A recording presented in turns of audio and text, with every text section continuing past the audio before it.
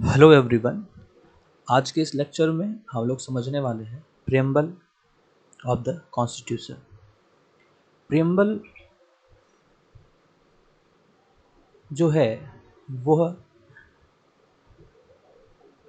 किसी पुस्तक में जो प्रीफेस होता है, प्रीफेस मतलब जब किसी बुक को हम पढ़ना स्टार्ट करेंगे तो सामने में एक पृष्ठ होता है जिसमें प्रीफेस लिखा होता है। तो वैसे ही जो प्रियम्बल होता है वो भी उसी प्रीफेस की तरह ही है, ठीक है, जिसके बारे में हम आगे बात करेंगे। पहले हम ये समझते हैं कि जो ये प्रियम्बल नाम का चीज़ है वो सबसे पहले पूरे वर्ल्ड में किसके कॉन्स्टिट्यूशन में पहले आया। सबसे पहले ये जो है अमेरिकन कॉन्स्टिट्यूशन जो में प्रियम्बल का जिक्र किया गया। American constitution was first to begin with the preamble, और उसके बाद में सारे देशों ने इसे अपनाना शुरू किया। इंडिया भी उनमें से एक है जिसने अपना कॉन्स्टिट्यूशन का प्रियम्बल लिखा। और फिर समझते हैं कि आखिर ये प्रियम्बल जो है वो है क्या। A preamble is an introductory and expressionary statement। Basically एक इंट्रोडक्टरी स्टेटमेंट है और एक एक्सप्रेशनरी स्टेटमेंट है।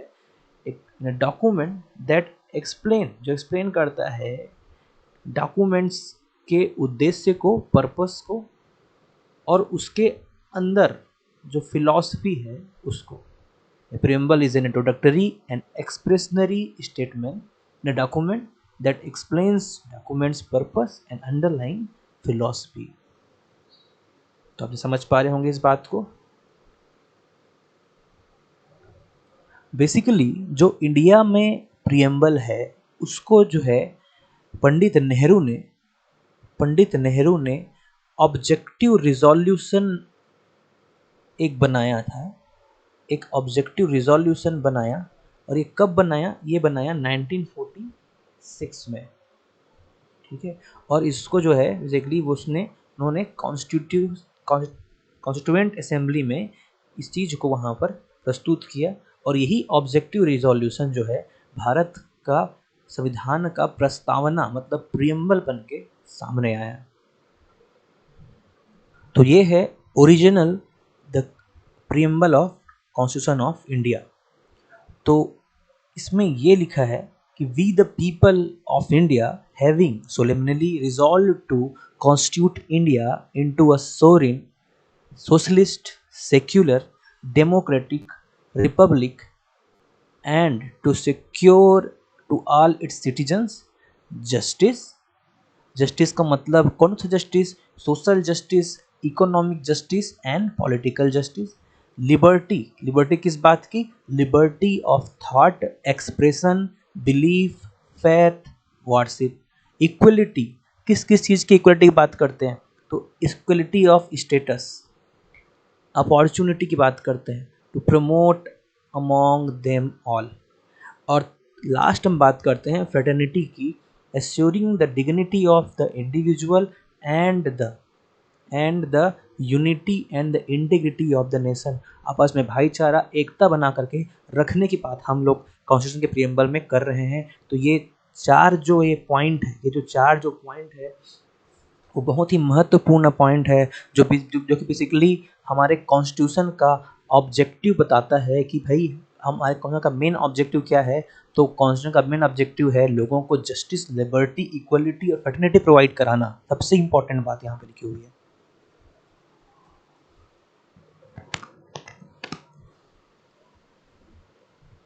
और ये जो ऊपर में जो ये 5 वर्ड लिखे हैं ब्लैक वाले, इंपॉर्टेंट 5 टर्म्स जो लिखे हैं यहाँ पर, सोरियन, सोशलिस्ट, सेक्युलर, डेमोक्रेटिक, रिपब्लिक, ये बताता है कि भाई जो हमारा जो इंडिया है वो किस तरह का एक हमारा कंट्री है जो किस तरीके की चीज़ों को फॉलो करता है। तो ये बताता है ये 5 वर्ड। इन सारे वर्ड्स को, ये 5 और नीचे के जो 4 वर्ड्स है, हम इनको डिटेल में डिस्कस करेंगे कि इनका मीनिंग क्या होता है, इनको कब कब इंट्रोड्यूस किया गया। सारी चीज़ें हम डिस्कस करने वाले हैं नीचे डिटेल में। और इनसे जो है आपके मेंस में भी क्वेश्चन बनते हैं और प्रीलिम्स में भी आपको इन टर्म से क्वेश्चन देखने को मिल सकते हैं।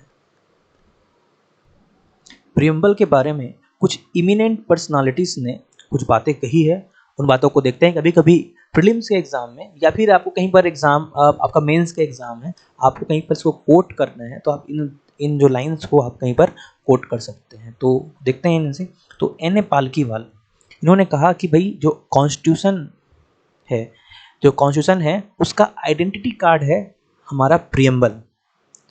वैसे ही सर अल्लादी कृष्ण स्वामी अय्यर कहते हैं कि जो प्रियम्बल है और to our constitution express what we had thought और ड्रीम्ड सो लॉन्ग, जो हमने इतने सालों में जो सोचा था, इतने सालों में जो अपने सपने देखे थे, उसी का जो एक्सप्रेशन है बेसिकली वही हमारा क्या है, प्रियम्बल है। ठीक है, वही हमारा जो प्रियम्बल है उसको एक्सप्रेस कर रहा है हमारे कॉन्स्टिट्यूशन का जो प्रियम्बल है वो।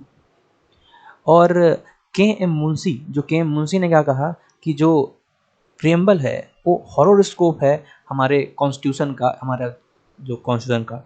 और उसी तरह से जो पंडित ठाकुर दास भार्गव ने क्या कहा है कि ये जो है सोल है हमारे कॉन्स्टिट्यूशन का, आत्मा है, संविधान की आत्मा है। ऐसा किसने कहा था? तो पंडित ठाकुर दास भार्गव ने कहा था। और की नोट कहा है, की नोट कहा है प्रियम्बल को कॉन्स्टिट्यूशन का सर अर्नेस्ट बेकर ने।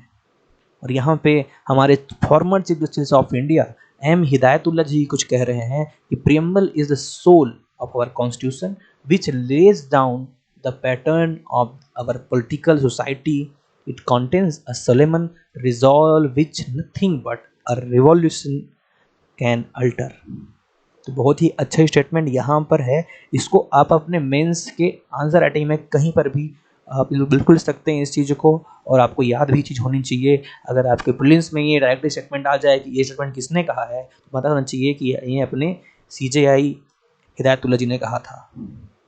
ये 6 के 6 स्टेटमेंट आपको याद होना चाहिए कि किसने कहा था, क्योंकि यहाँ से डायरेक्टली प्रीलिम्स में क्वेश्चन बनते हैं और मेंस के आंसर में भी आप इसको इनकॉर्पोरेट कर सकते हैं। जो ऊपर हमने जो स्टेटमेंट पढ़े, उन स्टेटमेंट के आधार पर हम यहाँ पर 4 इम्पॉर्टेंट एस्पेक्ट बता रहे हैं कि हम ये कह सकते हैं अब कि भाई जो प्रियम्बल है वो source of authority of the constitution है। ठीक है, कि जो हमारा जो कॉन्स्टिट्यूशन है वो जो अपना जो अथॉरिटी डेराइव करता है वो कहाँ से करता है? वो लोगों से करता है, पीपल ऑफ इंडिया से करता है। सेकेंड बात कि जो नेचर जो ऑफ इंडियन जो स्टेट है, जो भारत की जो प्रकृति है वो कैसी है? इट डिक्लेयर्स दैट कि India to be a sovereign है, संप्रभु है, समाजवादी है, सोशलिस्टिक है और सेक्युलर है और डेमोक्रेटिक है और रिपब्लिकन पॉलिटी इंडिया में है। इन सभी टर्म्स को हम समझने वाले हैं। अभी हम यहाँ पर देख रहे हैं कि भारत की प्रकृति कैसी है, तो जो ऊपर में लिखा था यहाँ पर इस पॉइंट पर ये बताता है भारत की प्रकृति कैसी बता रही है पॉइंट। उसके बाद में थर्ड नंबर जो मैंने पहले बता दिया कि ऑब्जेक्टिव्स ऑफ द कॉन्स्टिट्यूशन क्या है। तो क्या बताया था आपको मैं कि जो नीचे वाले जो पॉइंट्स हैं ये क्या है, आपके ऑब्जेक्टिव्स हैं ये पॉइंट।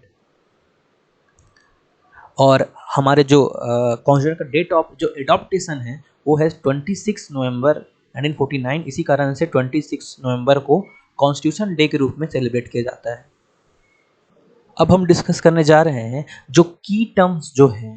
की टर्म्स मतलब मैंने क्या बताया आपको, जो ऊपर में जो 5 जो की वर्ड्स लिखे थे जो क्या बताते हैं, तो बताते हैं नेचर बताते हैं हमारे कॉन्स्टिट्यूशन का या हमारे इंडिया का।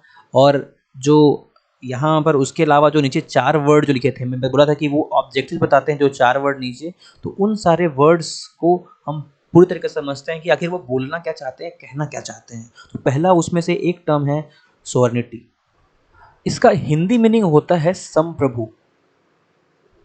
और इसको साफ साफ शब्दों में ये बोले तो भी हम it implies India is a neither dependency nor a dominion of any other nation but an independent state. जो कि इंडिपेंडेंट कब हुआ था? 1947 में। उसके पहले तो बेसिकली इंडिया जो है वो कॉलोनी बन के रह गया, कॉलोनी था ब्रिटिशर्स का। जब हिस्ट्री पढ़ते हैं तब बार बार जब बात होती है क्रिप्स मिशन, कैबिनेट मिशन की, तो बार बार होती है कि डोमिनियन स्टेटस की बात होती है बार बार। तो स्वतंत्रता के बाद मतलब आफ्टर इंडिपेंडेंट जो इंडिया है वो किसी का ना डोमिनियन है ना किसी पे डिपेंडेंट है, वो अपने आप में पूरा पूरा फ्री है किसी भी चीज़ के लिए। इसी कारण से ये कहते हैं कि इंडिया जो है एक सोवरेन कंट्री है, वह अपने डिसीजन खुद लेता है। ठीक है, ये बोलते हैं। कई लोग ये बोलते हैं कि नहीं, इंडिया तो मतलब कॉमनवेल्थ का मेंबर है या फिर यूएन का मेंबर है तो वो अपना जो है संप्रभुता खो देता है, बट ऐसा कुछ नहीं है। इन इसके होने से ऐसा कुछ भी नहीं होता है। इसका एग्जांपल मैं आपको अभी यहाँ पर देता हूँ।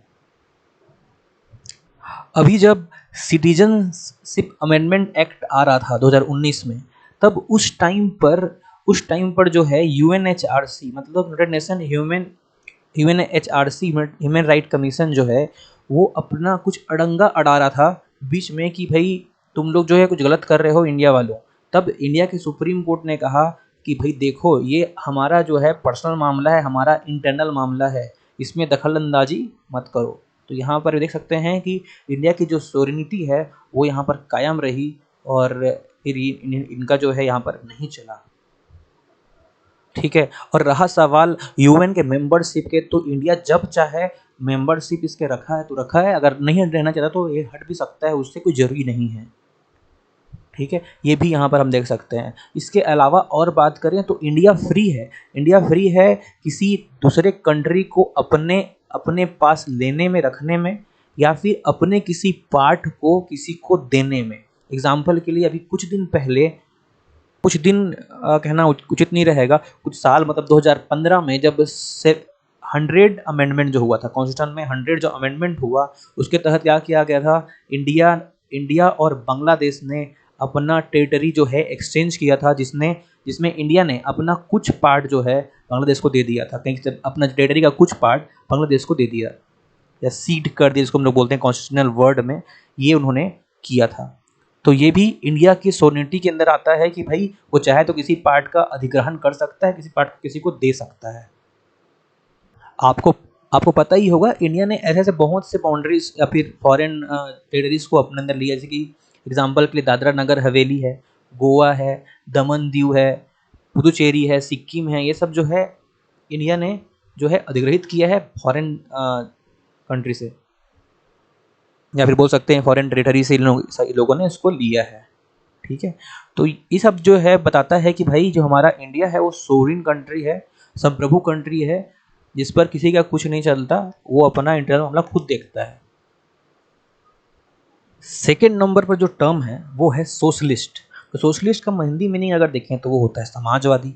अब यहाँ पर समझने वाली बात है कि जो ओरिजिनल कॉन्स्टिट्यूशन था, ठीक है, जो ओरिजिनल कॉन्स्टिट्यूशन था जिसको हमने अडॉप्ट किया था 26 को, उस 26 नवंबर 1949 को, उसमें जो है ये वर्ड शामिल नहीं था सोशलिस्ट। इसको जो है बाद में 42nd अमेंडमेंट एक्ट 1976 में इसको ऐड किया गया प्रियम्बल में। सबसे इम्पॉर्टेंट बात है कि कब ऐड किया गया, तो 42nd अमेंडमेंट एक्ट 1776 के तहत इसको अमेंड करके उसमें लाया गया है ये वर्ड को। ठीक है, तो अभी हम यहाँ पर ये भी समझेंगे कि ये आखिर ये पहले कॉन्स्टिट्यूशन में क्यों नहीं था, बाद में क्यों इसको प्रियम्बल में इंट्रोड्यूस किया गया, ये हम समझेंगे। तो पहले हम समझते हैं इस वर्ड का मीनिंग, फिर हम समझेंगे कि आखिर ये क्यों बाद में इंट्रोड्यूस किया गया। तो इंडिया में जो हम सोशलिज्म जो फॉलो करते हैं उसको कहते हैं डेमोक्रेटिक सोशलिज्म। डेमोक्रेटिक सोशलिज्म, लोकतांत्रिक समाजवाद हम इसको हिंदी में कहेंगे। और जिसका अर्थ ये होता है कि भाई जो यहाँ पर हम जो है पब्लिक और प्राइवेट, मतलब कुछ हमारे पास में पीएसयूज हैं, पब्लिक यूनिट भी हैं जो काम कर रहे हैं और प्राइवेट भी हैं जो काम कर रहे हैं, और दोनों को ही जो है इनकरेज किया जाता है, किसी एक पर ही अकेले ध्यान नहीं दिया जाता है। इसका मतलब यहाँ पर यही है, इसको हम बोल रहे हैं डेमोक्रेटिक सोशलिज्म। ठीक है, जैसे कि बहुत सारे देशों में कम्युनिस्टिक सोशलिज्म है। कम्युनिस्टिक सोशलिज्म है जहाँ पर सिर्फ स्टेट डिसाइड करता है, जहाँ पर स्टेट डिसाइड करता है कि आप क्या उगाएंगे, क्या खाएंगे, किस तरीके की चीज़ें यहाँ पर व्यापार आप करेंगे, ये बहुत चीज़ें जो है वहाँ पर स्टेट डिसाइड करता है। ठीक है, तो ये है आपका कम्युनिस्टिक सोशलिज्म। तो हमारे यहाँ जो इंडिया में है वो है डेमोक्रेटिक सोशलिज्म। तो ये हुआ टाइप ऑफ सोशलिज्म जो हमारे इंडिया में होता है वो। और इसी कारण से, क्योंकि हमारे यहाँ पब्लिक एंड प्राइवेट दोनों तरीके के हमारे यहाँ बेसिकली सोशलिज्म में हमारे यहाँ चीज़ है, डेमोक्रेसी हमारे यहाँ है, तो हमारे यहाँ मिक्स्ड इकोनॉमी भी हम पे यहाँ पर जो है हमें देखने मिलता है। तो इंडिया की इकोनॉमी कैसी है? तो इंडिया की इकोनॉमी जो है मिक्स इकोनॉमी है, और इंडिया की जो सोशलिज्म है वो बेसिकली गांधीज़म और मार्क्सिज्म या फिर मार्क्सिस्ट सोशलिज्म पर बेस्ड है। गांधीज़म और मार्क्सिस्ट सोशलिज्म पर बेस्ड है, लेकिन जो ज़्यादा जो झुकाव है वो गांधीज़म की तरफ है, मार्क्सिस्ट की तरफ नहीं है। तो ये बात को भी आपको ध्यान में रखना है। तो अगर एग्जाम में क्वेश्चन आता है कि इंडिया का सोशलिज्म कैसा है, तो गांधीज़म और मार्क्सिस्ट दोनों हैं, लेकिन ज़्यादा झुकाव किसकी ओर है, तो गांधीज़म की ओर है। ओके, तो ये हुआ आपका सोशलिस्टिक फीचर।